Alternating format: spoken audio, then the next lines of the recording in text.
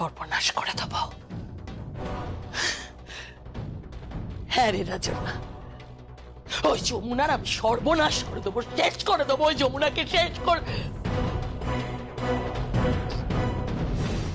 তোদের বাবার মুখটা না আমি ভুলতেই পারছি না।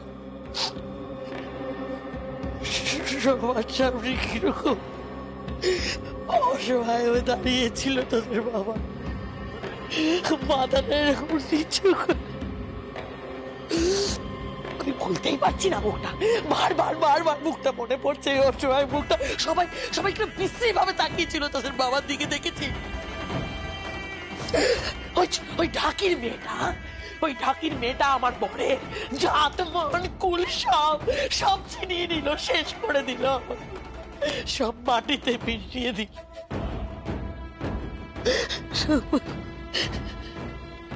তোদের বাবার মুখটা আমার বারবার চোখে।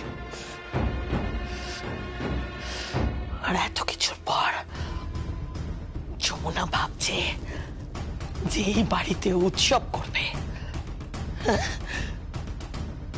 উৎসব করবে না। এই বাড়িতে যমুনা আর কোনো উৎসব করবে না, আমি করতে দেব না। এই বাড়িতে আর কোনো উৎসব হবে না।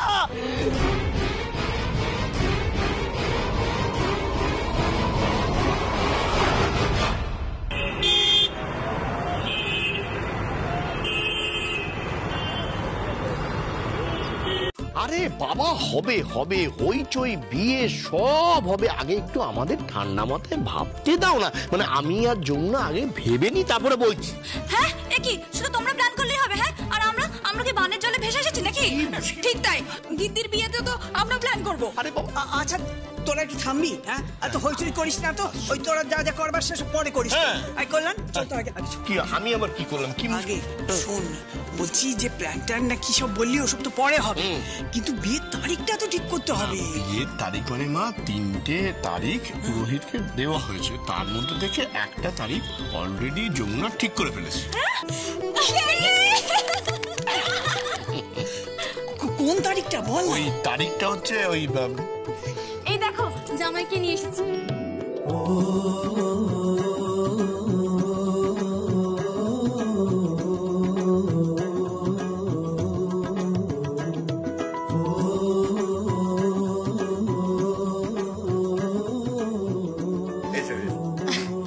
বড় মা, আমাদের মেয়ে কোথায়? জাগিয়ে বোধহয় সাজছে এখন। থাম, দেখো আমি 8 পুরো শাড়িটা ঠিক করে পরতে পারিনি, ঠিক করে পরিয়ে দেবে আমাকে?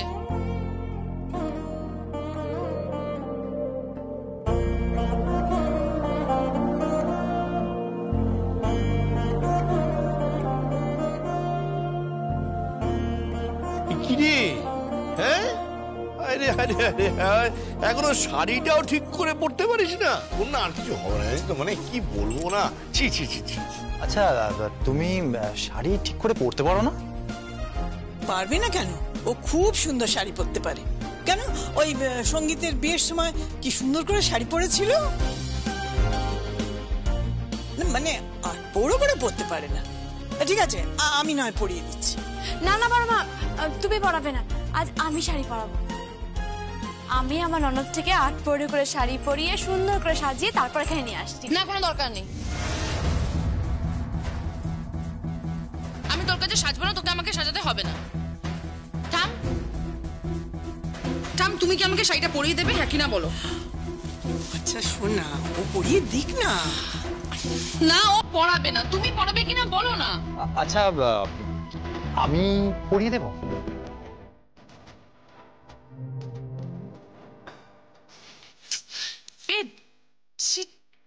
তুমি কি বলছো এসব? লজ্জা পেয়ে হেসেছে, হেসেছে মানে হেসেছে। দাও না, পড়ি দাও পড়ো। আর গুরুজনরা এখানে আমরা কেউ থাকবো না, সবাই এখন ঘরে। চলো চলো চলো চলো মা, চলো চলো। যেতে হবে না, আমি যাচ্ছি। না চলো না, আমি যাবো। আঁখি ফিরাইলে বলে না না না।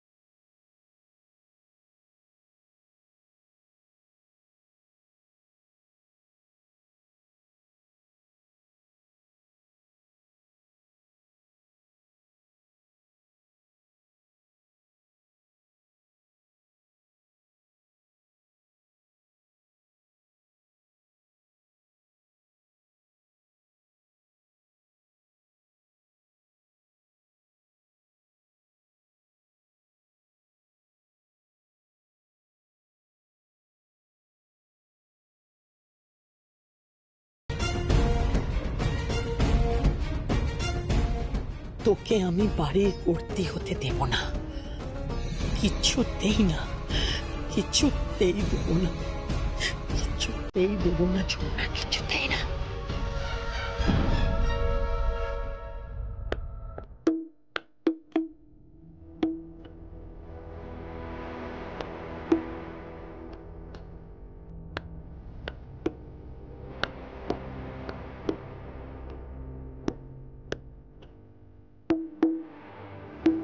ঋদ্ধিমান আঙ্কেল,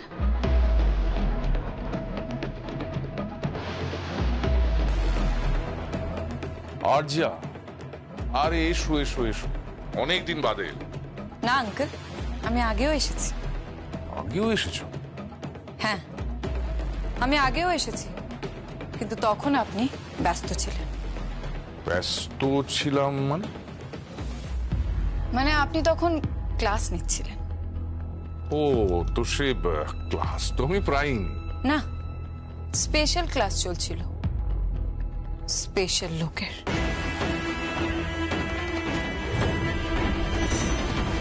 তোমার মন্তব্যটা একটু তির্যক লাগলো। আপনার কাজটাও যে তির্যক আঙ্কেল। আরজা, ঠিক করে কথা বলো, ভুলে যেও না যে বয়সে তুমি আমার থেকে অনেকটা ছোট। জানি, কিন্তু আপনিও হয়তো ভুলে যাচ্ছেন যে আপনি ধীরে ধীরে আমার চোখে অনেক বেশি ছোট হয়ে যাচ্ছেন। আরজা, আপনি ওই যমুনার মেন্টর কেন হয়েছেন বলুন? আপনি ওই যমুনার মেন্টর কেন হয়েছেন? সেই কৈফিয়ত কি আমি তোমাকে দেব? হ্যাঁ, সেই কৈফিয়ত আপনাকে আমাকেই দিতে হবে। কেন, কিসের জন্য? শুনেছি আপনার হাতে লোহা পড়লেও সোনা হয়ে যায়। আপনি কই ঢাকির মেয়েটাকে চ্যাম্পিয়ন বানাবেন নাকি? ও চ্যাম্পিয়ন হবে কারণ ও প্রতিভাময়ী, অসম্ভব ট্যালেন্ট। তুমি ভাবতেও পারবে না যে ওই বয়সে আমি এতটা ট্যালেন্টেড ছিলাম না। তাই জগৎ সভায় আমি সবার সঙ্গে ওকে পরিচয় করিয়ে দিই, সবাইকে দেখাবো যে একটা ঢাকির মেয়ে যদি প্রপার ট্রেনিং পায় তাহলে কোথায় যেতে পারে। না, আপনি ওকে ট্রেনিং করাবেন না। শুনতে পাচ্ছেন আপনি? আপনি ওকে ট্রেনিং করাবেন না, ওর মেন্টর হবেন না আপনি। সেটা ডিসাইড করা তুমি কি? আমি তো ডিসাইড করব। কেন, আপনি বুঝতে পারছেন না? একটা সোজা কথা আপনি বুঝতে পারছেন না? আপনি ওই যমুনার মেন্টর হবেন না, হবেন না, হবেন না। তুমি আমার সঙ্গে আঙুল তুলে কথা বলছো? এই মুহূর্তে আমার বাড়ি থেকে বেরিয়ে যাও। আমি তোমার বাবার কাছে তোমার নামে কমপ্লেন করবো যে তুমি অত্যন্ত অভদ্র আর অসভ্য হয়ে গেছো। অসভ্য? অসভ্য? অসভ্যতা মোর আপনি কি দেখেছেন এখনো? হ্যাঁ, দেখুন এবার আমি কি করি।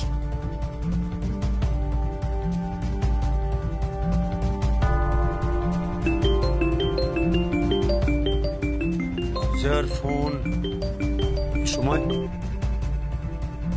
হ্যালো হ্যালো, কেদার আঙ্কেল, আমি নিশ্চিত যে একটা খবর এখন অব্দি আপনার কাছে পৌঁছায়নি।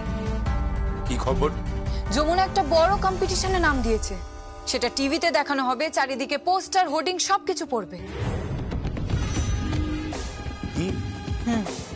আর সেই কম্পিটিশনের মেন্টরকে জানেন আপনি? কে? ঋদ্ধিমান চ্যাটার্জি।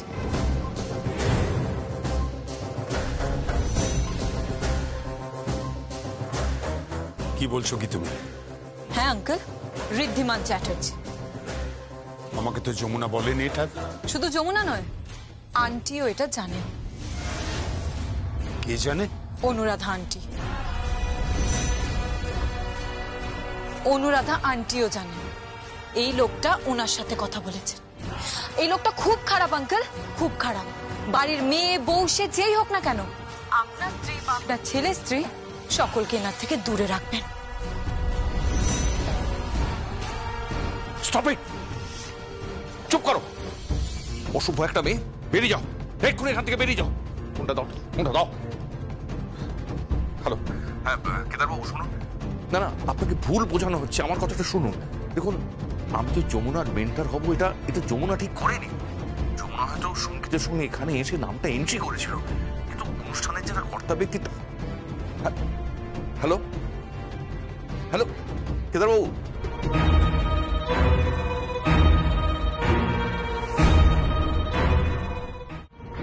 যমুনা একটা বড় কম্পিটিশনে নাম দিয়েছে। আর সেই কম্পিটিশনের মেন্টর ঋদ্ধিমান চ্যাটার্জি। শুধু যমুনা নয়, আন্টিও এটা জানেন। এই লোকটা ওনার সাথে কথা বলেছে। এই লোকটা খুব খারাপ আঙ্কেল, খুব খারাপ। বাড়ির মেয়ে বউ সে যেই হোক না কেন, আপনার স্ত্রী বা আপনার ছেলে স্ত্রী সকলকে এনার থেকে দূরে রাখবেন। কি গো, কোথায় তুমি? আরে কি, আরে তুমি এখানে চুপচাপ দাঁড়িয়ে আছো? আরে চলো, ওখানে তো খুব হই হুল্লোড় হচ্ছে, সবাই তোমায় ডাকছে, চলো। এই দেখো, এই শাড়িটা আমি পরেছি, তুমি দিয়েছিলে আমায়, মনে আছে? ভালো লাগছে? আরে বলো না ভালো লাগছে কিনা। আর এই নেকলেসটা চিনতে পারছো? গত বছর দিয়েছিলে, সেটা বার করে পরলাম। আরে দেখোই না কেমন। কি হয়েছে তোমার? আর শোনো না, বলছি কি, হাতের দুটো তো লকারে রয়েছে, ওটা আমি বার করে আনবো, ওটা কিন্তু আমি পাকা টাকা দিতে পরবো। কি হয়েছে বলো তো তোমার? আরে সবাই তো ডাকছে, চলো। ঋদ্ধিমান আবার তোমার আর আমার মাঝখানে চলে এসেছে। মানে কি বলছো তুমি? যেটা ঘটেছে সেটাই বলছি। তোমার আর আমার মাঝখানে আবার ঋদ্ধিমান চলে এসেছে। ঋদ্ধিমান যমুনার মেন্টর।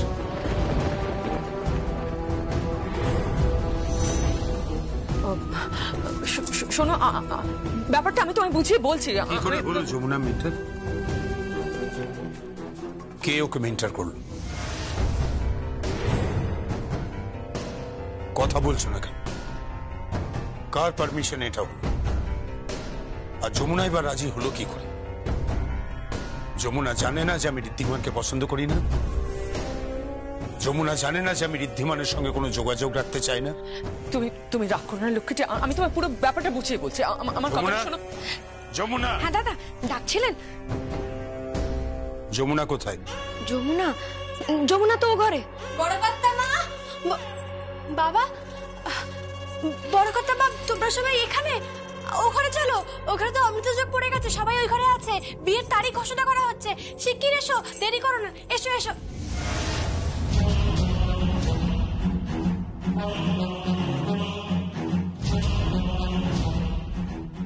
ঢাকির মেয়ে।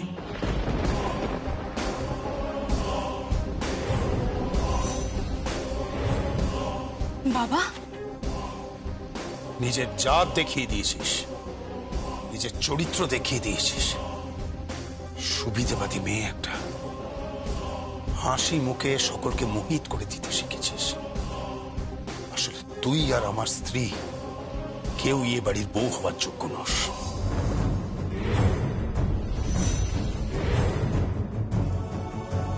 আমার সম্বন্ধে যাওয়া ইচ্ছে তুমি বলতে পারো, কিন্তু তো হয় তোমার যমুনাকে এসব উল্টো পাল্টা কথা বলো না। চুপ করো তুমি। কি হয়েছে দাদা? তুমি চুপ করো, আমাকে কথা বলতে দাও। ঋদ্ধিমান চ্যাটার্জি তোর মেন্টর। তোর রিদম বলে যে কম্পিটিশন, সেখানে ও তোর মেন্টর। কথা বলছিস না কেন? উত্তর দে, কথা বলছিস না কেন? কোত্থেকে কথা বলবে বড়দা?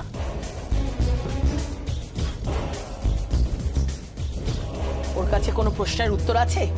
ও তো নিজে এই বাড়ির জন্য একটা প্রশ্ন ছিল,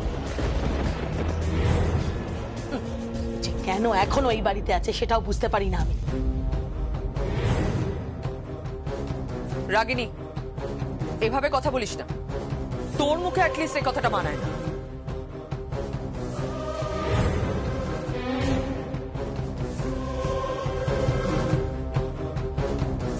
কেন মানায় না?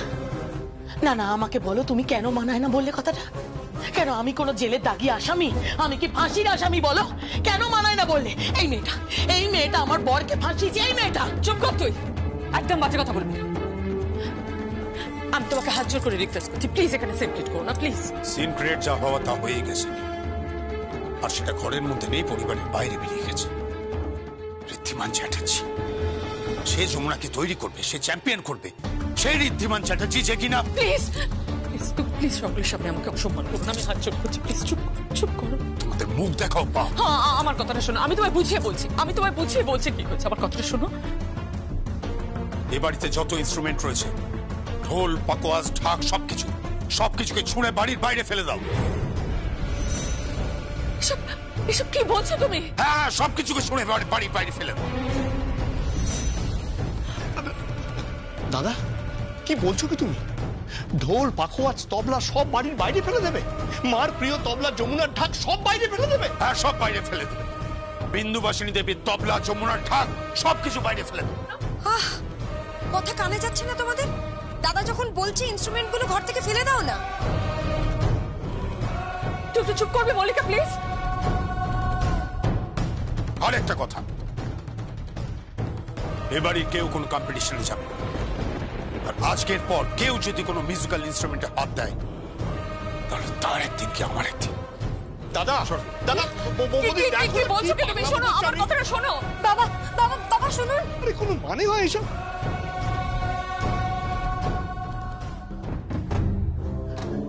আরে কি হলো বলতো? ওর কি কথা বলার কোনো মুখ আছে নাকি কাকা? ওর কোনো মুখ নেই।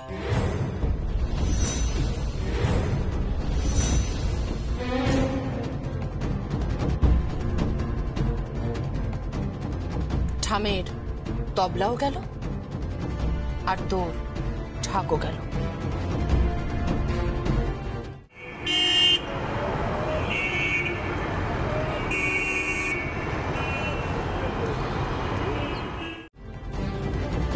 রকিদা, এই গীত কি হচ্ছে? রকিদা, কথায় বলে অতিবার বেরো না, ঝড়ে পড়ে যাবে। কিরে, ঝড়ে পড়লি তো? এবার দেখবি কিরকম খড়কুটোর মতন মিলিয়ে যাস। উড়ে যাবি খড়কুটোর মতো।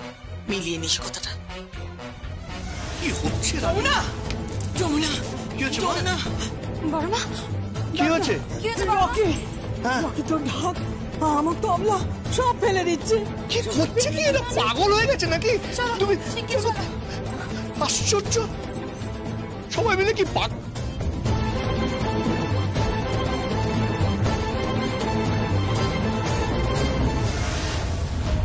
দাদার কানে কথাটা কে তুলেছে? আমি দাদাকে কিচ্ছু বলিনি। ধর্মের কল না বাতাসে নড়ে। আর যা ফোন করেছিল, ওই কে ঋদ্ধিমান আছে, দিদির পুরনো প্রেমিক টেমিক হবে। মল্লিকা, তোমাকে আবারও বলছি, বৌদির সম্পর্কে ভদ্রভাবে কথা বলো। আমরা তখনই ভদ্রভাবে কথা বলবো যখন বাড়ির বউ ভদ্র কাজ করবে। ঠিক হয়েছে, চুলোয় যাক ওই যমুনা আর যমুনার ঢাক।